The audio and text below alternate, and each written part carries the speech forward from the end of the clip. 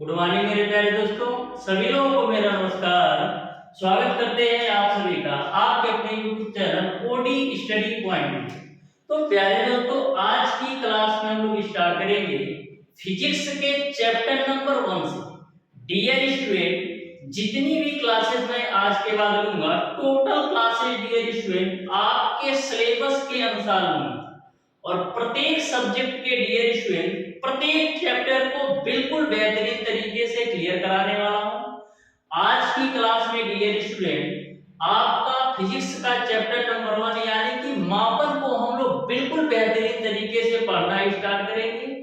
अगले dear student 1 से 1.5 महीने के अंदर मैं आपका पॉलिटेक्निक अथवा आईईआरटी एंट्रेंस एग्जाम से रिलेटेड 3 सब्जेक्ट हैं, फिजिक्स, केमिस्ट्री और मैथ। तीनों सब्जेक्ट के पूरे सिलेबस को बिल्कुल बेहतरीन तरीके से कंप्लीट करवा दूंगा। तो प्रत्येक क्लास डियर स्टूडेंट आपके पॉलिटेक्निक अथवा आईईआरटी एंट्रेंस एग्जाम के पॉइंट ऑफ व्यू से अति महत्वपूर्ण रहने वाले हैं। तो किसी भी क्लास को आप मिस मत कीजिएगा। प्रत्येक क्लास को बिल्कुल बेहतरीन तरीके से आप तक मैं पहुंचाने वाला हूं और डियर स्टूडेंट हमारी प्रयास रहेगी कि आपको डेली बेसिस पर क्लासेस दी जाए। किसी भी दिन ऐसा नहीं होगा डियर स्टूडेंट कि आपकी क्लास मिस हो। ये हो सकता है कि किसी दिन लाइव ना हो तो थोड़ा सा डिले हो सकता है, लेकिन मैं डियर स्टूडेंट प्रयास करूंगा कि आपको डेली बेसिस पर क्लासेस प्रोवाइड की जाए। तो डियर स्टूडेंट हम लोग स्टार्ट करेंगे आज की क्लास को। बहुत ही बेहतरीन तरीके से आपको मैं मापन चैप्टर को कवर कराने वाला हूं। आप बिल्कुल ध्यान से समझिएगा, बहुत ही बेहतरीन तरीके से आपको सारे कॉन्सेप्ट समझ में आने वाले हैं मापन चैप्टर के। इस चैप्टर से डियर स्टूडेंट आपके पॉलिटेक्निक अथवा आईईआरटी एंट्रेंस एग्जाम में 2 से 3 क्वेश्चन 100% पूछा जाएगा और बहुत ही बेहतरीन तरीके से इस चैप्टर को मैं कवर कराने वाला हूं। आप ध्यान से देखिएगा डियर स्टूडेंट पूरी क्लास को, तो आपको बहुत ही बेहतरीन तरीके से सिंपल वे में सारे कॉन्सेप्ट आपको समझ में आ जाएंगे। किसी भी कॉन्सेप्ट में आपको किसी भी प्रकार का कोई भी डाउट और कंफ्यूजन नहीं रहेगा। तो डियर स्टूडेंट हम बात कर रहे थे मापन का। तो सबसे पहली बात आती है कि मापन हम किसे कहते हैं, मापन आखिर में होता क्या है। तो डियर स्टूडेंट दैनिक जीवन में आप लोग मापन का यूज करते हो, लेकिन यदि आप रिलेट करोगे तो आपको अच्छी तरीके से समझ में आएगा। जैसे डियर स्टूडेंट यदि आप बोलते हो कि मेरे घर से स्कूल की दूरी 2 किलोमीटर है, तो 2 किलोमीटर दूरी क्या हुआ, एक मापन हुआ, यानी कि हम दूरी को किसमें माप रहे हैं, किलोमीटर में। तो इस तरीके से आपके घर से आपके स्कूल की दूरी 2 किलोमीटर है, यानी कि आपने यह बता दिया कि जो दूरी का मापन होता है किलोमीटर होता है। उसी प्रकार से यदि आप किसी दुकान पर कोई भी चीज लेने जाते हो, जैसे आपने किसी भी दुकान पर गया और बोला कि हमको चीनी दे दो, तो कैसे बोलता है, कितना चीनी चाहिए, तो आप बोलते हो कि 2 किलो चीनी दे दीजिए, यानी कि आपने वजन का जो मापन किया वो आपने किग्रा में किया। तो इस तरीके से आपको क्लियर समझ में आ गया होगा कि मापन होता क्या है। मापन होता क्या है, जैसे आपने दूरी का मापन किलोमीटर में किया और वजन का मात्रक आपने किलोग्राम में किया, तो इस तरीके से आपको मापन आपको पूरी तरह से समझ में आ गया होगा कि मापन आखिर में होता क्या है। वैसे डियर स्टूडेंट यदि आप डिफिनीशन लिखना चाहें मापन का तो लिख सकते हैं कि किसी भी भौतिक राशि को मापने के लिए जिस मानक मात्रक का हम लोग उपयोग करते हैं उसे हम मापन करते हैं। किसी भी भौतिक राशि को मापने के लिए जिस मानक मात्रक का आप लोग उपयोग करते हैं उसे हम मापन करते हैं। वैसे डिफिनीशन आपके एग्जामिनेशन में पूछा नहीं जाएगा, क्योंकि मल्टीपल टाइप के क्वेश्चन आते हैं, यानी कि आपको बहुविकल्पी टाइप के क्वेश्चन पूछे जाते हैं। तो डिफिनीशन तो पूछेगा नहीं, लेकिन डिफिनीशन से क्वेश्चन आपका पूछा जा सकता है। तो ध्यान में रखिएगा, किसी भी राशि को मापने के लिए जिस मानक मात्रक का हम लोग उपयोग करते हैं उसे हम मापन करते हैं। अब डियर स्टूडेंट यहाँ पर बात आती है जो राशियां कितनी प्रकार की होती हैं। तो राशियां डियर स्टूडेंट आपकी 3 प्रकार की होती है। पहला आपका होता है डियर स्टूडेंट मूल राशियां, दूसरा आपका होता है डियर व्युत्पन्न राशियां और तीसरा आपका होता है पूरक राशियां। तो यदि आपकी राशियां 3 प्रकार की होंगी तो उसके मात्रक भी 3 प्रकार के होंगी, क्योंकि जितनी राशियां होंगी उतने मात्रक भी होंगे। तो आपको क्लियर समझ में आ गया होगा कि जो आपकी राशियां हैं या एक कह सकते हो जो आपके मात्रक है वो 3 प्रकार के होते हैं। पहला आपका होता है डियर स्टूडेंट मूल राशियां। क्या होता है? मूल राशियां पहला आपका होता है। तो सबसे पहले डियर स्टूडेंट हम लोग समझेंगे कि मूल राशियां होती क्या है। तो मूल राशियां बिल्कुल सिंपल सी परिभाषा है। मूल राशियां वे राशियां होती हैं जो एक दूसरे से पूर्ण रूप से स्वतंत्र होती है। यानी कि मूल राशियां ऐसी राशियां होती हैं जो एक रूप से पूर्ण रूप से स्वतंत्र होती हैं, उनको हम मूल राशियां कहते हैं। आपको पता होगा डियर स्टूडेंट कि मूल राशियां 7 प्रकार की होती हैं। मूल राशियां डियर स्टूडेंट 7 प्रकार की होती हैं। एक आपका होता है डियर स्टूडेंट लंबाई, दूसरा आपका होता है डियर स्टूडेंट द्रव्यमान, तीसरा आपका डियर स्टूडेंट होता है समय, लेंथ मास टाइम, और चौथा आपका होता है डियर स्टूडेंट तापमान। उसके बाद से डियर स्टूडेंट नेक्स्ट आपका होता है विद्युत धारा, विद्युत धारा, और नेक्स्ट आपका होता है डियर स्टूडेंट पदार्थ की मात्रा, पदार्थ की मात्रा, और नेक्स्ट जो लास्ट आपका होता है डियर स्टूडेंट वो आपका होता है ज्योति तीव्रता। क्या होता है? ज्योति तीव्रता। तो इसको भी मैं यहां पर लिख देता हूं ज्योति तीव्रता। ठीक है, तो तीव्रता, तीव्रता, ठीक है। तो इस तरीके से जो मूल राशि आपकी है 7 प्रकार की होती है। एक आपका लंबाई होता है, दूसरा आपका डियर स्टूडेंट होता है द्रव्यमान, तीसरा आपका होता है डियर स्टूडेंट समय, चौथा आपका होता है डियर स्टूडेंट तापमान, और पांचवा आपका होता है विद्युत धारा, और छठवां आपका होता है डियर स्टूडेंट पदार्थ की मात्रा, और सातवां जो आपका होता है वो आपका होता है ज्योति तीव्रता। तो इस तरीके से जो मूल राशियां आपकी हो गई 7 प्रकार की हो गई। तो मूल राशियां यदि 7 प्रकार की हो गई तो मूल मात्रक भी आपके 7 प्रकार के होंगे। जैसे लंबाई का जो मात्रक होता है डियर स्टूडेंट आपका होता है मीटर, और द्रव्यमान का मात्रक जो आपका होता है डियर स्टूडेंट वो आपका होता है किलोग्राम। द्रव्यमान का मात्रक आपका क्या होता है डियर स्टूडेंट? किलोग्राम। उसके बाद से समय का मात्रक आपका होता है सेकेंड। नेक्स्ट वन आपका डियर स्टूडेंट तापमान का मात्रक क्या होता है? केल्विन। तापमान का मात्रक आपका होता है केल्विन। विद्युत धारा का मात्रक आपका होता है एम्पियर, और पदार्थ की मात्रा का मात्रक आपका होता है मोल, और उसके बाद से ज्योति तीव्रता का जो मात्रक होता है वो आपका होता है कैंडेला, कैंडेला।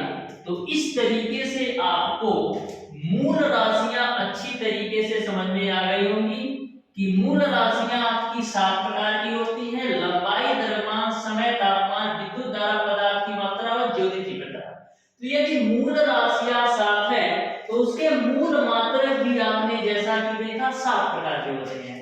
तो लंबाई का मात्रक आपका हो जाएगा डियर स्टूडेंट मीटर, द्रव्यमान का मात्रक किलोग्राम, समय का मात्रक सेकेंड, तापमान का मात्रक केल्विन, और विद्युत धारा का मात्रक एम्पियर हो जाएगा, पदार्थ की मात्रा का मात्रक मोल, और ज्योति तीव्रता का मात्रक कैंडेल।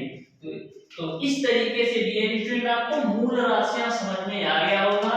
ए आपकी मूल राशियां है, ए आपका डियर स्टूडेंट मूल राशियां है, और ए आपका मूल मात्रक है, मूल मात्रक है। तो यदि आप नोट करना चाहते हैं तो नोट कर सकते हैं। ठीक है, मीटर को हम लोग एम से डिनोट करते हैं, उसी प्रकार से किलोग्राम को हम केजी से डिनोट करते हैं, सेकंड को डियर स्टूडेंट एस से डिनोट करते हैं, केल्विन को के से डिनोट करते हैं, एम्पियर को ए से, मोल को आप एम को एल से लिख सकते हो, और कैंडेला को आप केडी से डिनोट कर सकते हो। तो इस तरीके से आपको सारी बातें अच्छी तरीके से समझ में आ गया।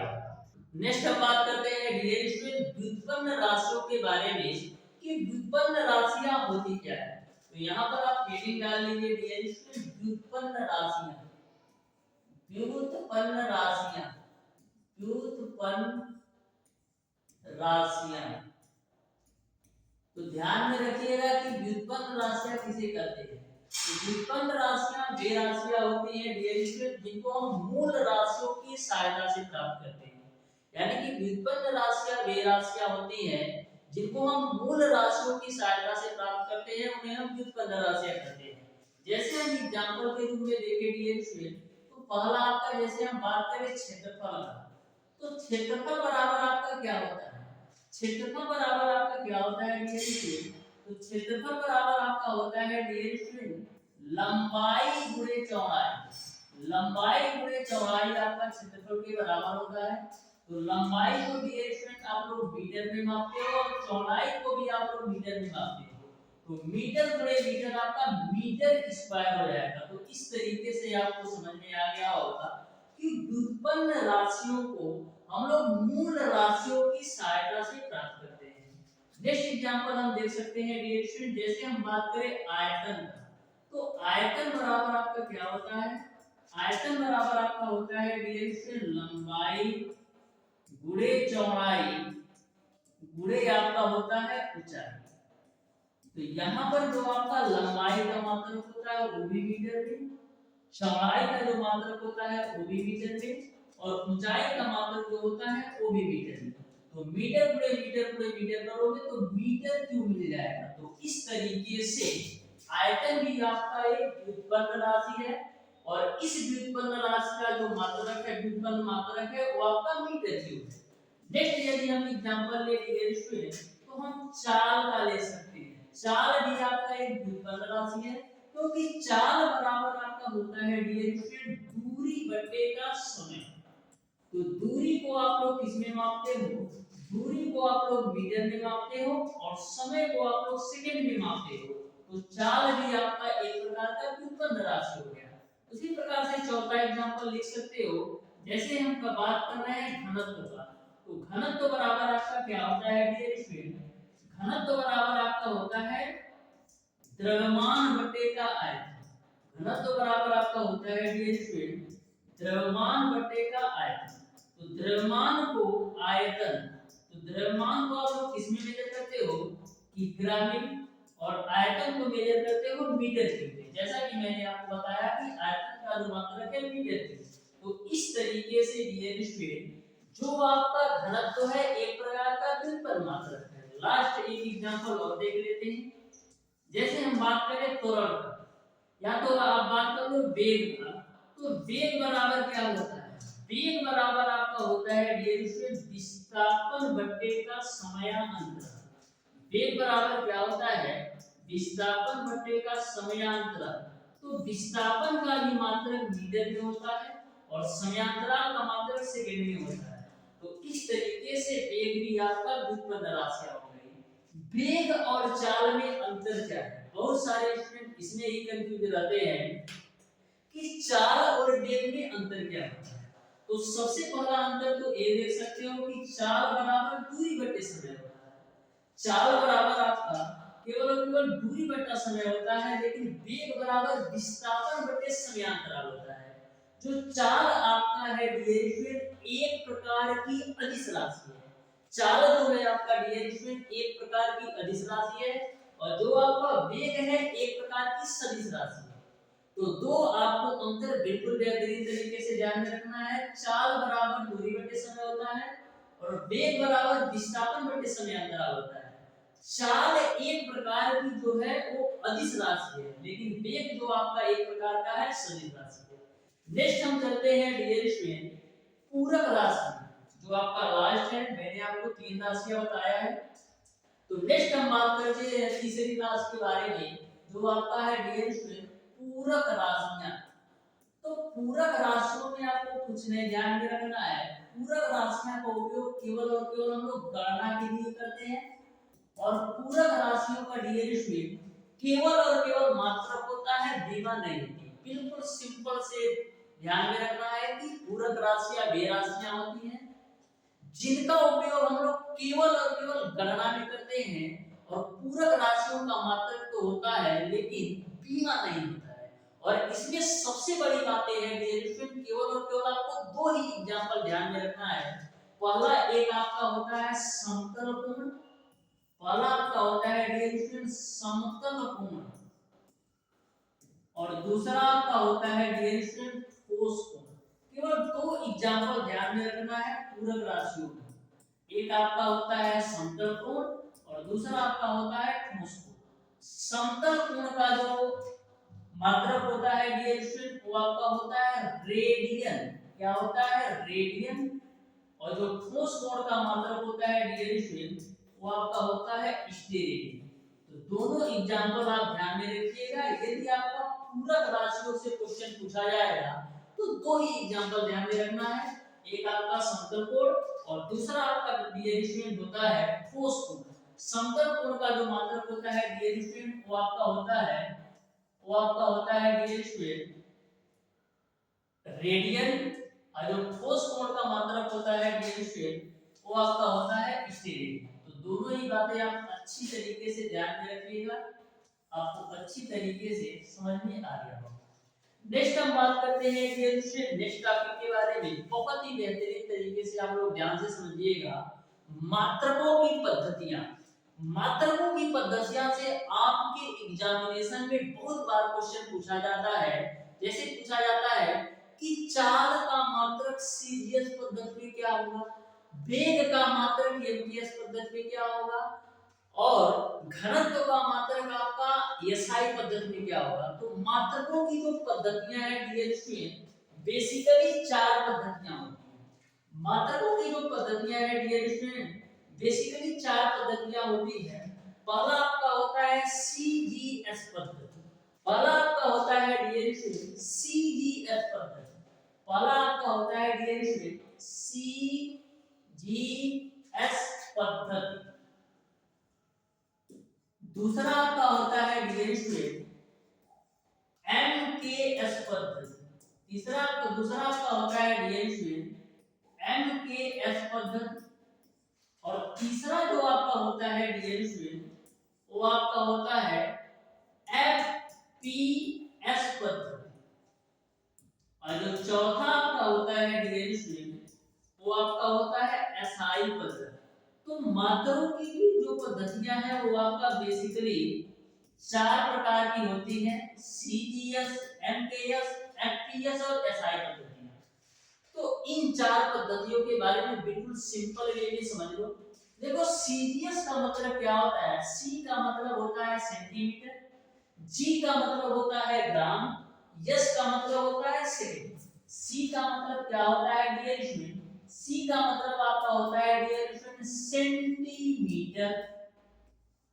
उसी प्रकार से जी का मतलब आपका होता है ग्राम, और एस का मतलब आपका क्या होता है सेकंड। तो सीजीएस पद्धति का मतलब होता है सेंटीमीटर ग्राम सेकंड, यानी कि सेंटीमीटर जो मात्रक होगा वो आपका लंबाई का होगा, ग्राम जो मात्रक आपका होगा वो आपका द्रव्यमान का होगा, और जो समय का मात्रक होगा वो आपका सेकंड में होगा। एक एग्जांपल भी देख लो, यदि आपसे पूछ ले कि चाल का मात्रक क्या होगा सीजीएस पद्धति, चाल का मात्रक क्या होगा सीजीएस पद्धति में, तो आपको पता है कि चाल बराबर आपका क्या होता है, चाल बराबर आपका होता है दूरी बटे का समय, और सीजीएस पद्धति में दूरी को हम लोग किस में मापते हैं, सेंटीमीटर में। सीजीएस पद्धति में हम लोग दूरी को किस में मापते हैं, सेंटीमीटर में, और समय को हम लोग मापते हैं सेकंड में। तो इस तरीके से सीजीएस पद्धति में आपका जो चाल का मात्रक हो जाएगा सेंटीमीटर पर सेकंड हो जाएगा। इसी तरीके से आपसे क्वेश्चन पूछे जाते हैं। नेक्स्ट हम बात करते हैं डियर स्टूडेंट एमकेएस पद्धति। एम का मतलब होता है मीटर, के का मतलब आपका होता है किलोग्राम, और एस का मतलब आपका होता है सेकंड। तो एम का मतलब आपका होता है डियर स्टूडेंट मीटर, और के का मतलब आपका होता है डियर स्टूडेंट किलोग्राम, और एस का मतलब आपका होता है सेकंड। तो इस तरीके से आप ध्यान में रखिएगा, एमकेएस पद्धति में मीटर किलोग्राम सेकंड आता है। एमकेएस पद्धति में यदि हम बात करें डियर स्टूडेंट कि चाल का मात्रक क्या होगा, तो चाल का जो सूत्र होता है दूरी बटे का समय होता है, लेकिन एमकेएस पद्धति में दूरी को हम लोग मीटर में मापते हैं, द्रव्यमान को हम लोग किलोग्राम में मापते हैं और समय को सेकंड में मापते हैं। तो दूरी आपका मीटर में हो जाएगा और समय को आपका सेकंड में, यानी कि मीटर प्रति सेकंड हो जाएगा एमकेएस पद्धति में। एमकेएस पद्धति में चाल का मात्रक, तो यह भी आपको अच्छी तरीके से समझ में आ गया होगा। नेक्स्ट हम बात करते हैं डियर स्टूडेंट एफपीएस पद्धति। एफ का मतलब आपका होता है फुट, पी का मतलब आपका होता है पाउंड और एस का मतलब आपका होता है सेकंड। तो एफ का मतलब आपका होता है फुट, पी का मतलब आपका होता है पाउंड और एस का मतलब आपका होता है सेकंड। तो इस तरीके से एफपीएस पद्धति में दूरी को हम लोग फुट में मापते हैं और वजन को, यानी कि वजन को हम लोग पाउंड में मापते हैं और समय को हम लोग सेकंड में मापते हैं। यदि आपसे पूछा जाए कि एक फुट में कितने इंच होते हैं, तो आपको पता है कि एक फुट में 12 इंच होते हैं। पाउंड को हम लोग किस में मापते हैं, पाउंड जो मात्रक है वो आपका वजन का मात्रक है। जैसे यहाँ पर एमपीएस पद्धति में वजन का मात्रक किलोग्राम है, उसी प्रकार से एफपीएस पद्धति में वजन का जो मात्रक है वो आपका पाउंड है। यदि हम बात करें डियर स्टूडेंट, एक पाउंड बराबर किसके होता है, तो एक पाउंड बराबर आपका होता है डियर स्टूडेंट 0.45 केजी। इसको भी आप अच्छी तरीके से नोट डाउन कर लेना। कभी-कभी आपके एग्जामिनेशन में इस टाइप से भी क्वेश्चन पूछा जा सकता है कि एक पाउंड बराबर किसके होता है, तो एक पाउंड बराबर आपका 0.45 केजी के बराबर होता है। नेक्स्ट और लास्ट एसआई पद्धति, जो कि आपका मैक्सिमम टाइम उपयोग में आने वाली जो पद्धति है वो आपका है एसआई पद्धति। एसआई पद्धति जो है डियर स्टूडेंट आधुनिक एमकेएस पद्धति के नाम से भी जानी जाती है। यानी कि जो मैक्सिमम आपको मात्रक देखने को मिलेगा वो आपको एसआई पद्धति में ही देखने को मिलेगा। एसआई पद्धति को डियर स्टूडेंट हम लोग क्या कहते हैं, एसआई पद्धति को डियर स्टूडेंट आधुनिक एमकेएस पद्धति भी कहते हैं। एसआई पद्धति को हम लोग आधुनिक एमकेएस पद्धति भी कहते हैं। तो यहाँ तक आपको सारी चालें समझ में आ गई होगी। एसआई का मतलब क्या होता है ये बात समझो। एसआई का मतलब क्या होता है डियर स्टूडेंट, एसआई का मतलब होता है, यहां तक आपको सारी बातें अच्छी तरीके से समझ में आ गई होगी। अब डियर स्टूडेंट कुछ मात्रक को आपको ध्यान में रखना है। लंबाई के बहुत सारे मात्रक हैं, जैसे आपका एंगस्ट्रॉम में होता है, माइक्रोन में होता है, नैनोमीटर में होता है, सेंटीमीटर में होता है, डेसीमीटर में होता है। तो इन सारे मात्रकों को आप अच्छी तरीके से कॉपी में नोट कर लेना, क्योंकि आपका जो न्यूमेरिकल टाइप के क्वेश्चन होते हैं ना, इसी से बनते हैं। यानी कि आपको न्यूमेरिकल दे देगा नैनोमीटर में और आपसे पूछ लेगा इसका आंसर सेंटीमीटर में क्या होगा, मीटर में क्या होगा। तो इस तरीके से आपको पता होना चाहिए कि एक नैनोमीटर कितने मीटर के बराबर होता है, एक एंगस्ट्रॉम कितने मीटर के बराबर होता है, एक सेंटीमीटर में कितने मीटर होते हैं और एक डेसीमीटर में कितने मीटर होते हैं। यानी कि जो आपका न्यूमेरिकल पूछा जाएगा, जैसे कोई भी न्यूमेरिकल इस तरीके से पूछ लेगा कि एक जीवाणु का आकार 9 गुणे 10 पावर माइनस का 10 एंगस्ट्रॉम, एक जीवाणु का आकार 9 गुणे 10 पावर माइनस का 10 एंगस्ट्रॉम है, तो इस जीवाणु का आकार हमें मीटर में बता दो। तो आपको जब पता होगा कि एक एंगस्ट्रॉम में कितने मीटर होते हैं, तभी तो आप सॉल्व कर सकते हो। तो मीटर के मात्रक यानी लंबाई के मात्रक आप अच्छी तरीके से नोट कर लेना। मैं वन बाय वन सारे मात्रक को नोट करा रहा हूं। सबसे पहले हम लोग लंबाई के मात्रक को देखेंगे। तो यहाँ पर आप नोट कर लो लंबाई के मात्रक, लंबाई के मात्रक। तो सबसे पहला जो आपका आता है वो आपका है एंगस्ट्रॉम। एक एंगस्ट्रॉम, 1 पावर 0 को हम लोग एंगस्ट्रॉम बोलते हैं। इसको आप हिंदी में लिख सकते हो एक एंगस्ट्रॉम।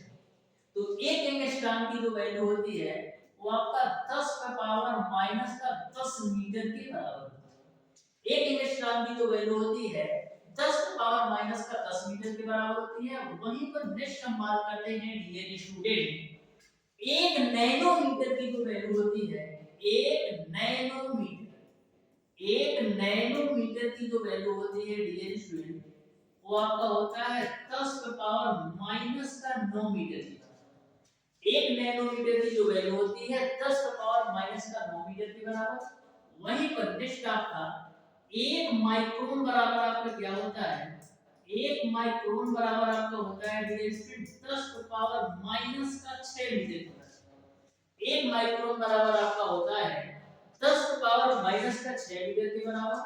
नेक्स्ट आपका 1 मिलीमीटर की जो वैल्यू होती है, 1 मिलीमीटर, 1 मिलीमीटर की जो वैल्यू होती है 10⁻⁻3 मीटर के बराबर। नेक्स्ट आपका डियर स्टूडेंट 1 सेंटीमीटर की जो वैल्यू होती है, 1 सेंटीमीटर की जो वैल्यू होती है वो आपका 10⁻⁻2 मीटर के बराबर होती है। नेक्स्ट हम बात करें डियर स्टूडेंट, 1 डेसीमीटर की जो वैल्यू होती है, 1 डेसीमीटर की जो वैल्यू होती है डियर स्टूडेंट, वो आपका होता है 10⁻⁻1 मीटर के बराबर। 1 डेसीमीटर की जो वैल्यू होती है डियर स्टूडेंट, वो आपका 10⁻⁻1 मीटर के बराबर होती है।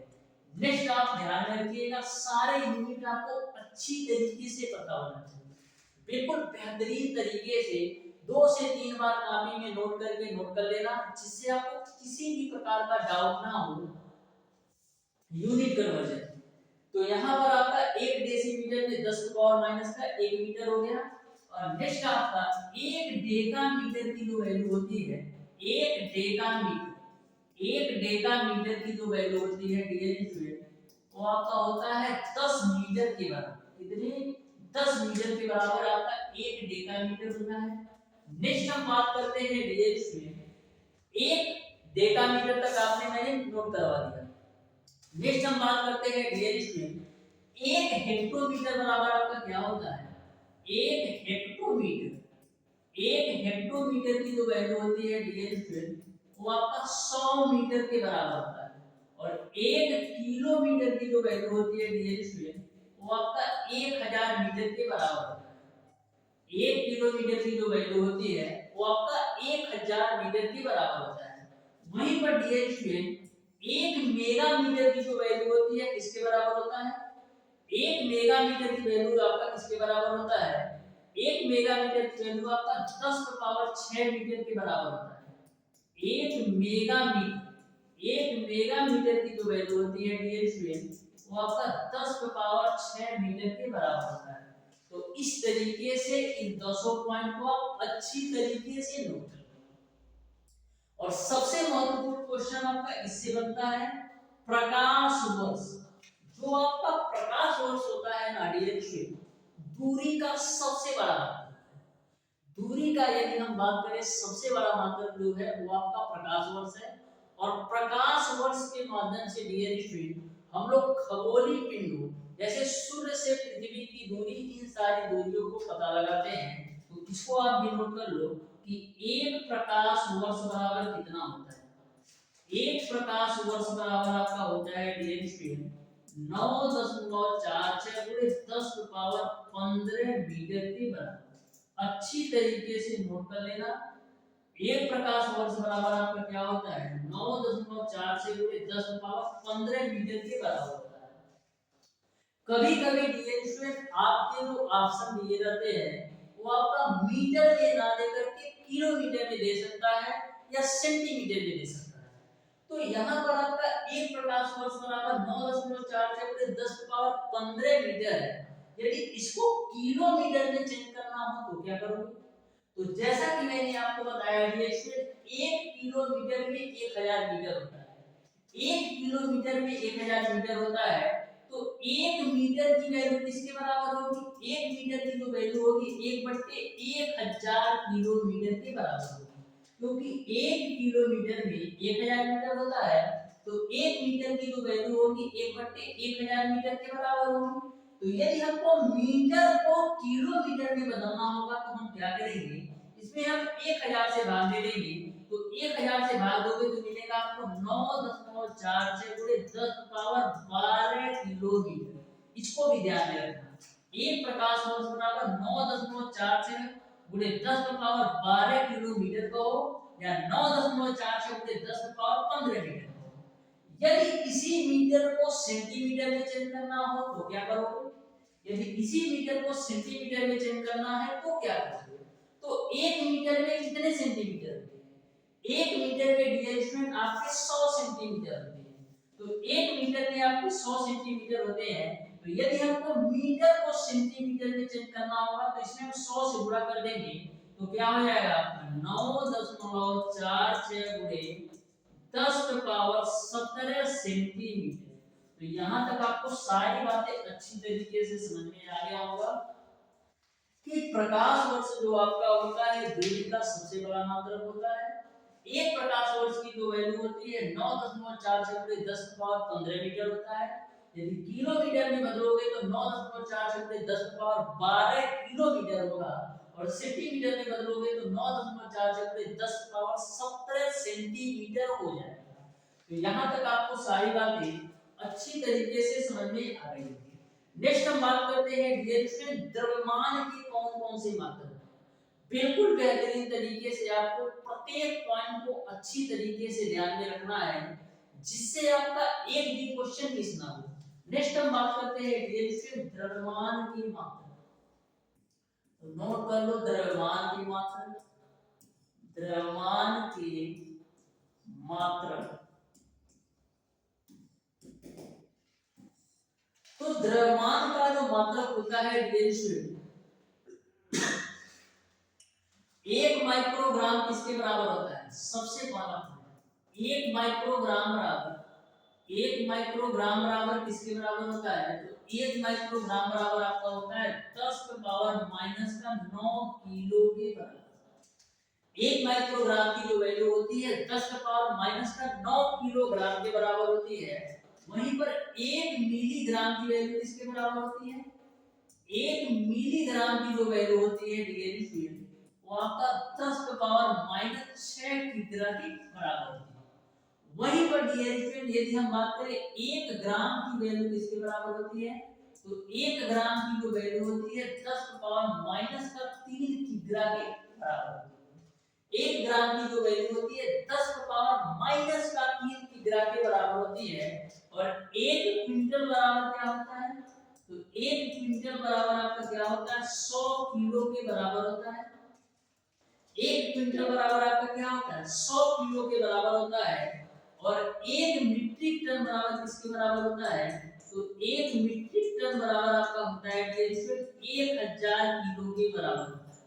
1 मीट्रिक टन बराबर आपका 1000 किलो के बराबर होता है। और सबको पता है कि 1 किलो बराबर आपका 1000 ग्राम होता है। तो ये सारी चीजें आपको अच्छी तरीके से ध्यान में रखना है कि 1 माइक्रोग्राम बराबर 10⁻⁹ केजी, 1 मिलीग्राम बराबर 10⁻⁻6 केजी और 1 ग्राम बराबर 10⁻3 केजी और 1 क्विंटल बराबर 100 केजी होता है और 1 मीट्रिक टन बराबर आपका 1000 किलो होता है। और छठवां आपका 1 किलो बराबर आपका जो होता है वो आपका 1000 ग्राम के बराबर होता है। तो यहाँ तक आपको क्लियर समझ में आ गया होगा।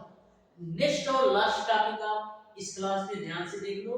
उसके बाद से बचे जो टॉपिक होंगे डियर स्टूडेंट हम लोग नेक्स्ट क्लास में करेंगे। तो नेक्स्ट एक पॉइंट और है, अच्छी तरीके से नोट कर लो, समय के मात्रक। समय के मात्रक को आप अच्छी तरीके से नोट कर लेना। उसके बाद से आज की क्लास को यहीं तक रखेंगे। तो समय के मात्रक को आप अच्छी तरीके से नोट कर लो।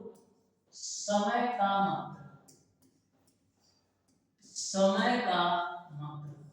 तो समय का मात्रक को आप अच्छी तरीके से नोट कर लो डियर स्टूडेंट, बहुत ही बेहतरीन तरीके से।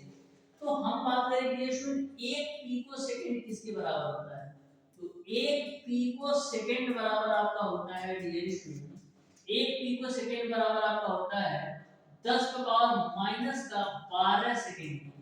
1 पिकोसेकंड बराबर आपका होता है 10⁻⁻12 सेकंड के बराबर होता है। वहीं पर 1 नैनो सेकंड बराबर आपका क्या होता है? 1 नैनो सेकंड बराबर आपका होता है 10⁻⁹ सेकंड। 1 नैनो सेकंड बराबर आपका होता है 10 की पावर माइनस का 9 सेकंड के बराबर होता है। और 1 माइक्रो सेकंड बराबर क्या होता है? 1 माइक्रो सेकंड बराबर आपका क्या होता है? 10 की पावर माइनस का 6 सेकंड के।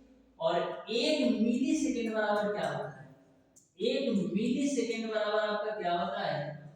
1 मिली सेकंड बराबर आपका होता है 10 की पावर माइनस का 3 सेकंड। 1 मिली सेकंड बराबर आपका होता है 10 की पावर माइनस 3 सेकंड के। और सबको पता है कि 1 मिनट बराबर क्या होता है? 1 मिनट बराबर आपका होता है 60 सेकेंड। ठीक है, तो यहां तक आपको सारी बातें अच्छी तरीके से समझ में आ गई होंगी कि 1 पिको सेकंड बराबर 10 की power minus 12 second, 1 nano second बराबर 10 की power minus 9 second, 1 micro second बराबर आपका 10 की पावर माइनस 6 सेकंड, और 1 मिली सेकंड बराबर 10 की पावर माइनस 3 सेकंड, और 1 मिनट में आपका 60 सेकंड होते हैं।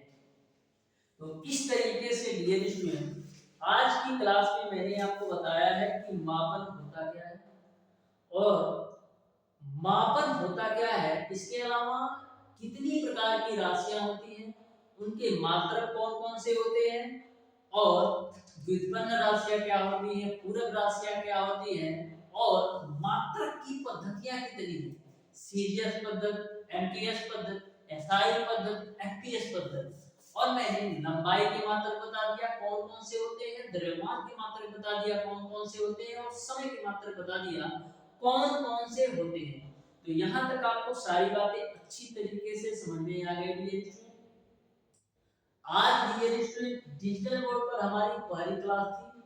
आप लोग बताइएगा कि वीडियो क्वालिटी कैसी है, ऑडियो क्वालिटी कैसी है। तो डियर स्टूडेंट, आज की क्लास को यहीं तक रखते हैं, मिलते हैं नेक्स्ट क्लास में, तब तक के लिए